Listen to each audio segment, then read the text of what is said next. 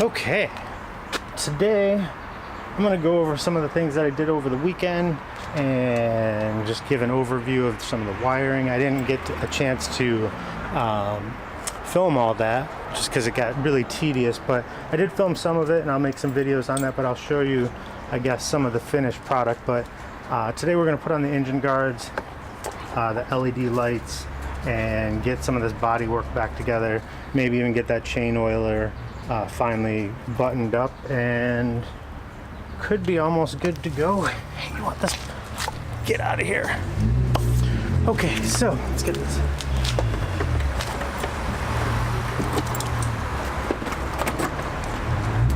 Get this out of the way.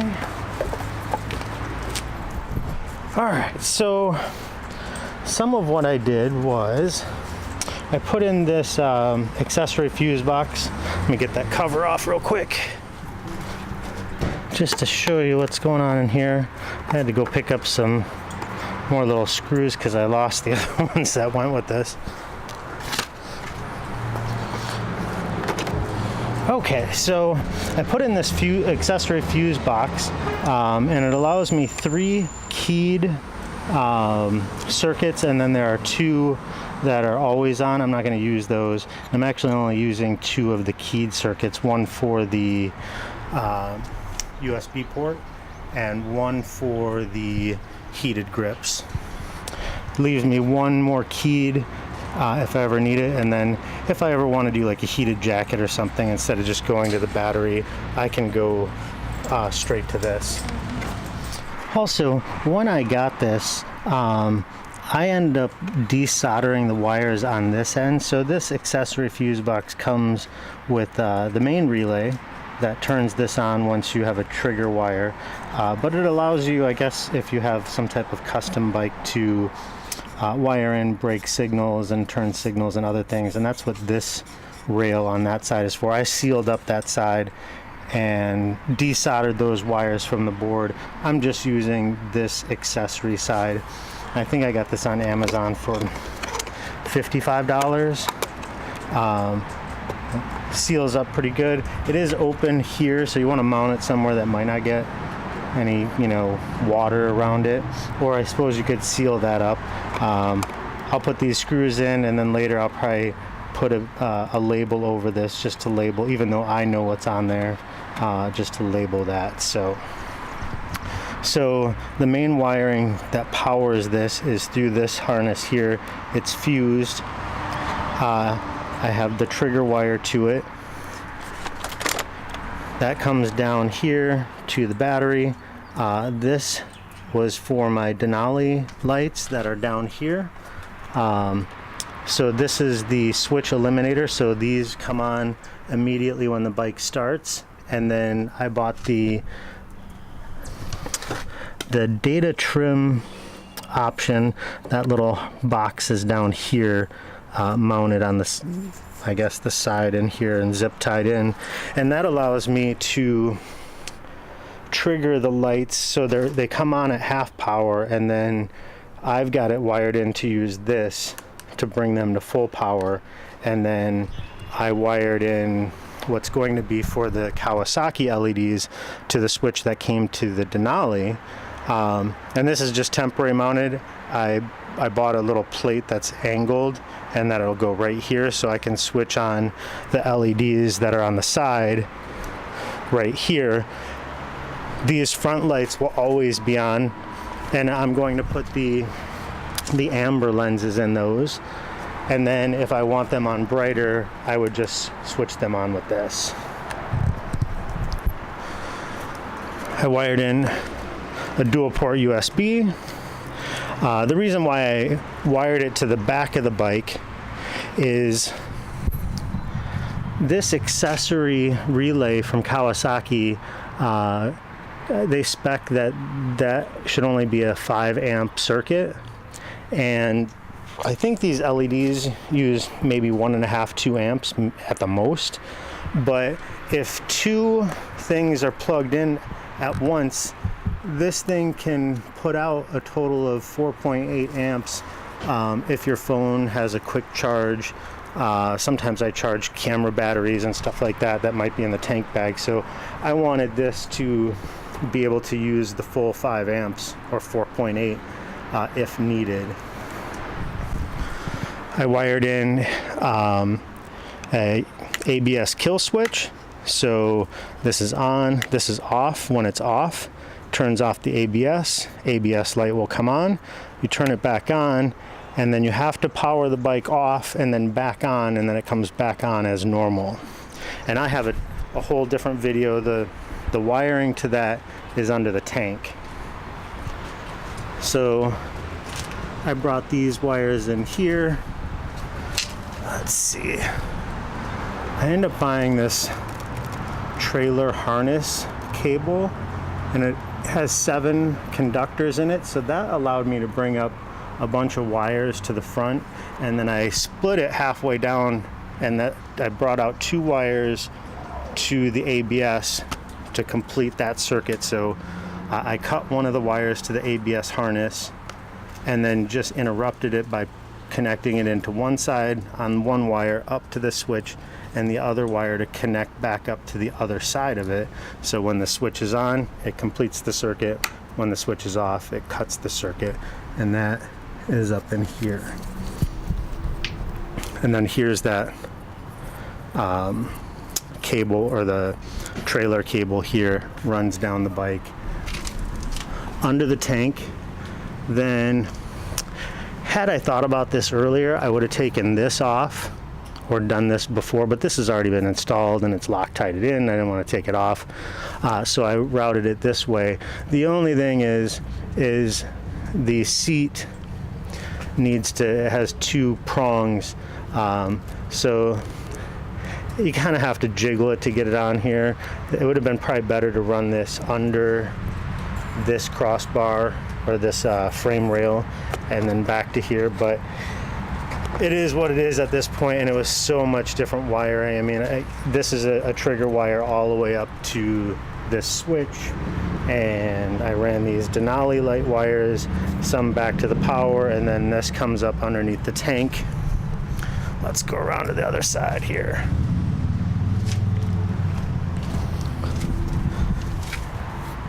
So the Denali wires come in here, and here's connectors for each side plugged in, and then I zip tied them up in here, and then the wires come down. I haven't tightened these in because I need to change the lenses, and then I will, before I really tighten them down, I want to, get it all. I know it all works, but I need to take it somewhere and aim it at a wall just to kind of get the aiming right, and then I will torque these down, and it has some lock washers. So let's see. So yeah, that's some more wiring.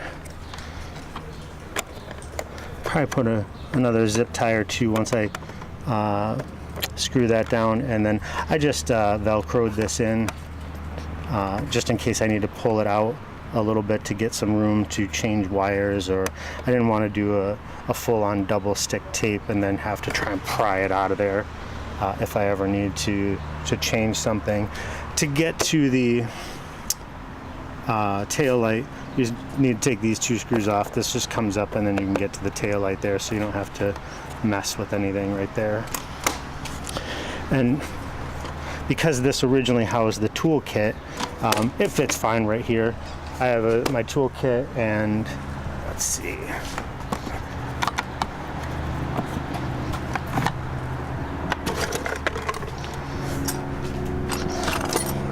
So I keep my license and my registration in here, and insurance. Boom. Toolkit fits in there just fine, and the seat fits over it just fine, so it sits right there, and that way I don't really have to deal with putting anything else in there. So this is going to work just fine. Let's see. Up on the bike, did the heated grips. That wiring. Gosh, I put this headlight back on already, so you won't be able to see too much. So that wiring comes up right here, And then this is the connector for it that comes up to here. This is the controller, and then each of the grips has a wire. Just want to be mindful that when you put your heated grips on, that this wire has enough room and doesn't interfere with anything. I also put on some adjustable levers. That's going to be pretty sweet.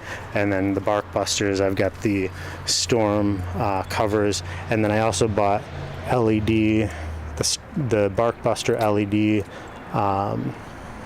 lights that connect to the front of the storm, and those will be wired into the turn signals, so those will flash with the turn signals, and I'll show that perhaps in a different video. Oh, gosh, I did so much with the wiring. So I also bought this Cobra Nemo 2 chain oiler. You fill this up with oil. This actually screws and expands about another inch taller, and you fill it with you know, a 90 weight, preferably like a biodegradable oil, and then you just give it a quarter turn or so, and that releases some oil into this line. The line is routed down through the bike, and it will come out down here, and you can mount it somewhere where it will distribute oil onto the rear sprocket, or you can have it drip onto it. That's why you should probably use like a biodegradable oil, but I've only put, you know, just under 500 miles on the bike, rode it in the rain once, and I don't, you know, it has to be parked outside, but I cover it, and I've only had the bike a couple, maybe 2 months. It's got a little rust on the chain, so I'm going to clean this up. I'm sure it's just some surface stuff. It actually just wipes off. But I don't like cleaning the chain with kerosene or whatever, and then the spray stuff or stuff like that. I've had chain oilers in the past, and it's really nice. Sometimes you'll get a little bit of fling, but I think if you get the proper weight of oil, or the type of oil, you can reduce that quite a bit. And if you do it, you know, you don't over lube the chain, you won't get a whole lot of fling off. Also, you should probably hit the, you know, give it a little turn maybe when you're on your, you know, last quarter mile of on your way home or something, where you're just kind of driving kind of slow, where the chain's not turning so much. You know, the chain's warmed up. Maybe even when you get back to your garage or your parking spot, put it up on the center stand, you know, give it a turn the wheel, maybe put it in gear and well, don't put it in gear in case it comes off the center stand, but and that way, you know, it gets a chance to lube the chain, but you know, you're not out riding 60 miles an hour where it might fling a little bit. You know, usually it collects some fling on the rear wheel, and there's already some fling on here, and this is just from the factory grease or whatever they've got on it. So yeah, bummer, there's a little bit of surface rust, but like I said, it just wipes off. So I need to address making sure that that's a ongoing and easy maintenance task, and I don't want to have to be doing the spray it down every 500 miles or whatever. These are really convenient. I think it was like $100 though, maybe even 120. So but it's really well made. I like where it, you know, you fill this up, and I think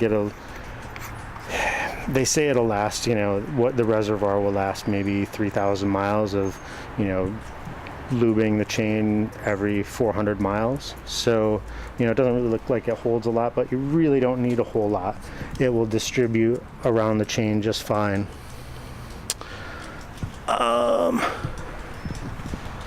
Anything else I want to go over here? Oh, the relay powers the LEDs, and it also powers this, and this would have been for the factory 12 volt outlet, but I just got the circular style USB type. But instead of, you know, this is powered by that back there, I'm using this power feed to just trigger this LED light when this is on, and that's what also sends a trigger voltage to the Denali lights to go to full power. But they're not getting their power from this. This is just a trigger voltage. They're getting their power from the battery itself. What else? Oh, one thing I did notice was I originally wanted to wire this back to the box, but it just didn't work out that way, and this still looks pretty neat and tidy. But if you put two connectors up on top of each of these, the bolt that goes down in here has a hard time catching onto the retainer nut that's under. So I had to kind of pry something under there to get this one coaxed on there. This one went on kind of fine, so I might just get a bolt that's 2 millimeters longer on each side, just to account for a little bit of extra space there. So if you ever disconnect this somewhere where you don't have some finagling tools to get that in place, it's going to be a bear to get that back on. So what else? Yeah, everything looks good. I did power it up and check that the lights and stuff like that worked. I can't obviously test the ABS thing, because if you don't turn on the bike and actually start moving, when you turn on the bike initially, the ABS light stays on until you start moving. So I've yet to test this feature. So some kind of problem in the wire has an issue. It's going to be a real bear to get back under there. It's like directly under the tank here, close up into the frame, and it's really tightly packed in there. So you have to remove, this body work, take the tank off again, and then go back in there and figure it out. So another little tip for removing the tank: it's got a fuel pump in it. You just want to open the gas tank a little bit to relieve the pressure before you disconnect the quick disconnect under here. There's a wiring harness, and then you won't be able to see it now because it's buttoned down, but and then there's just your standard kind of fuel pump connector. It's got a slide thing, and then it comes off. It's pretty easy. It doesn't leak fuel, just a little bit when you first disconnect it, whatever was in the line. I did put a hose with a plug on the end of it, and then I took these off. This is the evaporator fumes that go to the canister. Not really sure what this is exactly, but these come off. And then I set the tank over here, and I put some stoppers on here, and I didn't really think about it, and then the sun was coming up, and then gasoline expands with the heat, and it needs to expand and fume out, and it was pushing gasoline into this hose, and it did weep out a little bit.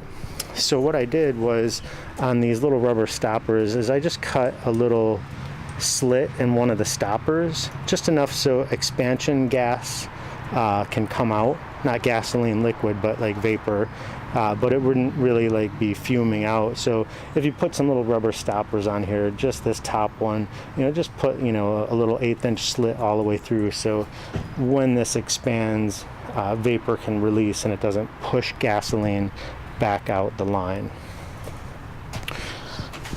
Okay, that's enough explaining. I'm gonna go grab the engine guards. We're gonna put those on. We're gonna put these lights on. I already assembled these last night. That's real easy. I'll kind of just briefly go over it, but it comes with instructions in English and Japanese, if that's your thing. So, but yeah, it's just a light, two sides, a bracket, 2 bolts on the top, 2 on the bottom. These hold it on the side, and then it's got some rubber grommets, and I'll show a little bit more of that when I put them on the bike.